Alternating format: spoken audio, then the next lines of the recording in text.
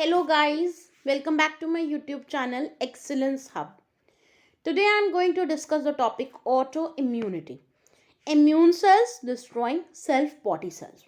What happens is our immune cells recognize self cells in our body as non-self cells, due to which immune cells are destroying our own good self cells, due to which there is organ damage, cell damage, and causes various different diseases. Those are known as autoimmune diseases. Autoimmunity is the system of immune responses of an organism against its own healthy cells, tissues, and other body normal constituents. Any disease resulting from this type of immune response is termed as an autoimmune disease. There are more than 100 different autoimmune diseases affecting different organs. I am going to discuss some of the autoimmune diseases. Some of the autoimmune diseases that are represented here, such as brain. In brain, multiple sclerosis, Guillain-Barré syndrome, autism can happen. In blood, leukemia, lupus erythematosus, hemolytic glycemia. In GI tract, celiac disease, Crohn's disease, ulcerative colitis, diabetes type 1. In nerves, peripheral neuropathy, diabetic neuropathy. In lungs, fibromyalgia, Wegener's granulomatosis. In skin, psoriasis, vitiligo, eczema, scleroderma. In muscles, rheumatoid arthritis, spondylitis, ankylosing spondylitis, polymyalgia rheumatica. In bones, rheumatoid arthritis, ankylosing spondylitis, polymyalgia rheumatica. In thyroid gland, thyroiditis, Hashimotos disease, and Graves disease. Organ-specific autoimmune disease. The immune response is directed to target antigen unique to a single organ or gland, so that the manifestations are largely limited to that organ. Organ cells may be damaged by humoral or cell mediated effectors. This can occur by two phenomena, either by direct cell damage or by stimulating or inhibiting an autoantibody. If I'm talking about by direct cell damage, what happens in it? Lymphocytes or antibodies bind to cell membrane antigens, causing cellular lysis, or an inflammatory response is generated in the affected organ. In the second phenomena, by stimulating or inhibiting an autoantibody, what happens in that? Some antibodies act as agonists in place of hormones and stimulate unrequired activity. Some antibodies act as antagonists, thus blocking functions of certain hormones. Now I am going to discuss these two phenomena and some of the examples of autoimmune diseases in these two phenomena. Firstly, I am going to talk about by direct cell damage involving autoimmune diseases. First, Hashimoto's thyroiditis. It is generally seen in middle-aged women. Autoantibody sensitized T helper cells, specific for thyroid antigens, leads to delayed hypersensitivity. Intense infiltration of the thyroid gland by lymphocyte macrophages and plasma cells takes place. This inflammatory response causes goiter or visible enlargement of the thyroid gland, a physiological response to hypothyroidism. This is one of the most effective and the visualized symptom that can be seen, that is enlargement of the thyroid gland.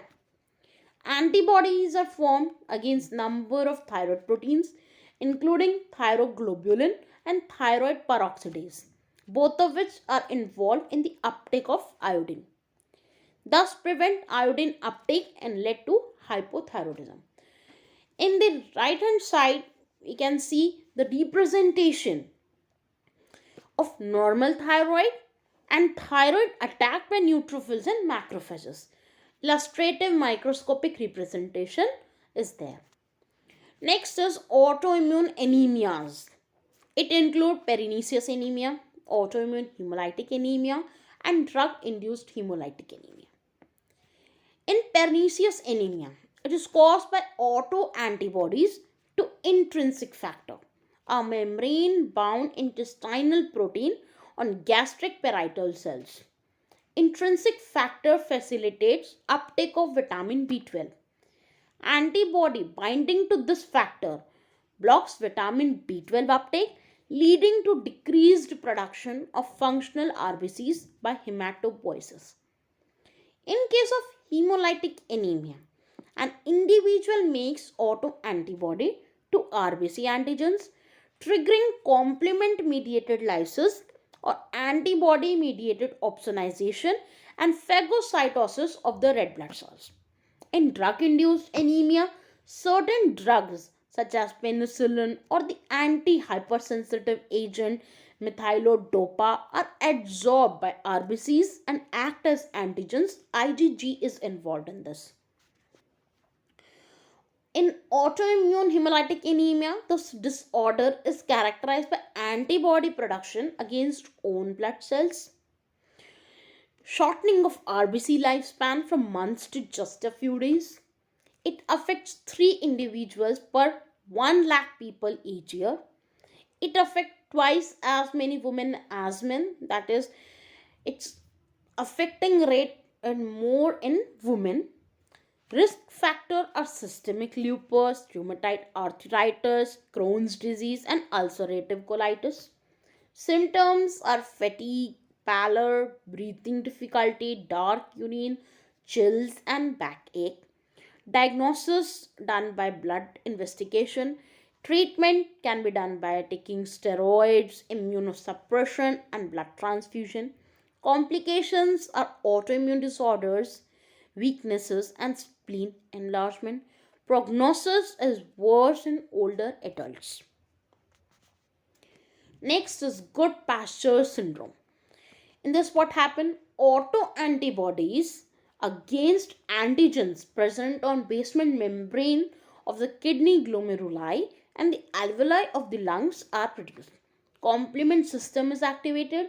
Kidney and lung damage is caused. IgG and C3b, that is complementary protein 3b, are involved in this. This is the representation representing the difference between healthy glomerulars and glomerulars with good pasture syndrome. That is glomerular nephritis. Normally, only small particles are allowed to pass through the basement membrane. In another case, antibodies and complement damage the basement membrane, so blood and large proteins also pass through them. Next is insulin dependent diabetes mellitus. Autoimmune attack on beta cells of islets of Langerhans in pancreas. It activates CTL, that is cytotoxic T lymphocyte, attack beta cells. Cytokines such as interleukin 2, tumor necrosis factor alpha, interferon gamma are produced during this attack. Cytokines recruit macrophages in these cells and lead to cause insulitis. Delayed hypersensitivity is also observed. Cytotoxic T lymphocytes directly attack the beta cells and macrophages releases lactic enzymes. Autoantibodies mediate ADCC via complement fixation. What happens is representation, one is normal pancreas and another is pancreas infiltrated by macrophages and cytotoxic T lymphocytes. Now I'm going to talk about the another phenomena, that is those autoimmune disorders that involve either stimulation or inhibition of an antibody. First, Graves' disease. This is stimulating autoantibodies. This type of autoimmune disease is caused because of the stimulation of the autoantibodies. What happens is TSH, thyroid stimulating hormone, is secreted from pituitary gland and bind to a receptor on thyroid cell to regulate production of thyroxine and triiodothyronine. During Graves' disease, the autoantibodies bind to this receptor, resulting in overproduction of these hormones. Antibodies act as agonists. Now, through the diagram, I'm going to explain it. These are the thyroid cell having the receptor on it of TSH receptor. Pituitary gland secretes TSH, thyroid stimulating hormone. Obviously, it is well known that particular molecule, particular ligand going to bind to its specific receptor only. Non-specific binding is generally not seen. TSH that is produced from the pituitary gland going to bind with the TSH receptor that is present on the surface of the thyroid cell. When the binding of the TSH with the TSH receptor is being done, it shows the stimulation and the synthesis of hormone synthesis is there, due to which there is a regulated production of thyroid hormones. When enough amount of thyroid hormones are being produced, it gives the negative signal to stop the pituitary gland for the secretion of TSH. This is known as negative feedback control. But in the case of Graves' disease, what happens? Thyroid cell have TSH receptor on the surface. TSH must need to be bind to it. But what happens? Autoantibodies bind to the receptor, which led to stimulate hormone synthesis, due to which unregulated overproduction of thyroid hormones is there. So, what happens in Graves' disease? Autoantibodies are binding to the TSH receptor, replacing the TSH binding, due to which there is the unregulated and overproduction of thyroid hormone. So, the amount needed to be regulated, but in this case, thyroid hormones is secreted in excess quantity. Next is myasthenia gravis. What happens in this? Normally, acetylcholine binds to its receptor on muscle cells for activating the latter. What happens? Autoantibodies in this case bind to the receptor, thus inhibiting the binding of acetylcholine to it. Muscle could not be activated by the acetylcholine. Antibodies act as agonists here. Binding of antibody to these cells activate the complement system and led to the destruction of muscle cells. Skeletal muscles are weakened ultimately. Now I am going to tell you about myasthenia gravis through diagrammatic representation. These are the muscle cells having acetylcholine receptor on its surface. Nerve cell produce acetylcholine. Those acetylcholine will bind to acetylcholine receptor. When the binding happens, muscle activation is there.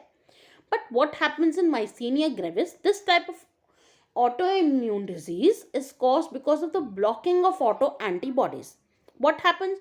Nerve cell produce acetylcholine, but this acetylcholine did not able to bind with the acetylcholine receptor because autoantibodies bind to the acetylcholine receptor, blocking the site to bind acetylcholine to its receptor, due to which what happens?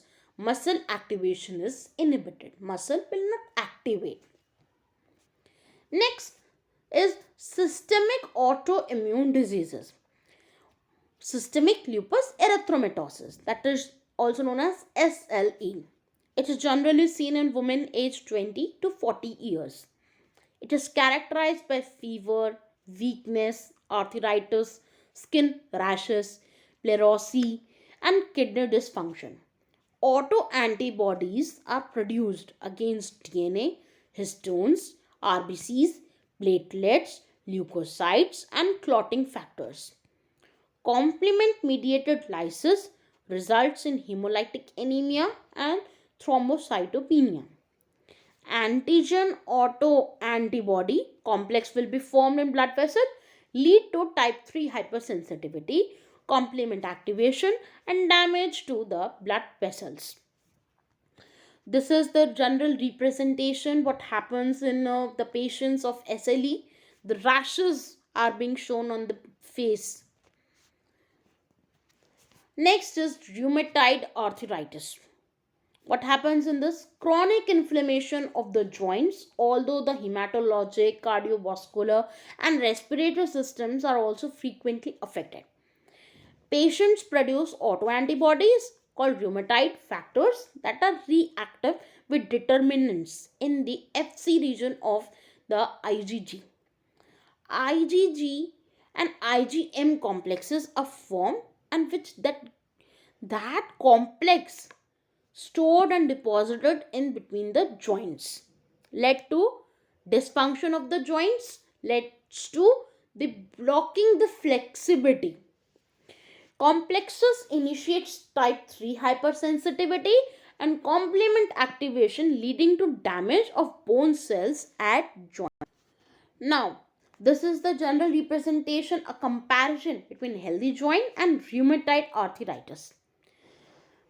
In between, we can see the bones and the cartilage. What happens? Bones, at the ends of the bones, there is the cushion like structure that is present, known as cartilage. In healthy joint, the space is properly, and the muscle cells and everything is being proper. But in the case of rheumatoid arthritis, what happens? Antigen autoantibodies complexes deposited in between the spaces and led to form the bone and led to cause bone erosion, swelling, inflammation, ideal membrane. What happens, due to which the flexibility of the bones is lost. So there is the problem in bending of the hand, legs, in walking, in sitting. Every time when we are being indulged in any activity, there is problem created because of this deposition in between the joints.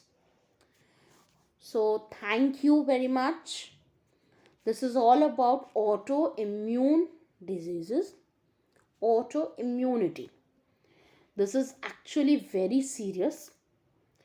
One can uh, be very like very problematic in situation is there when people is suffering from this. Okay, thank you. Please subscribe the channel. If you like the video, hit the like button and do share the video. Thank you so much.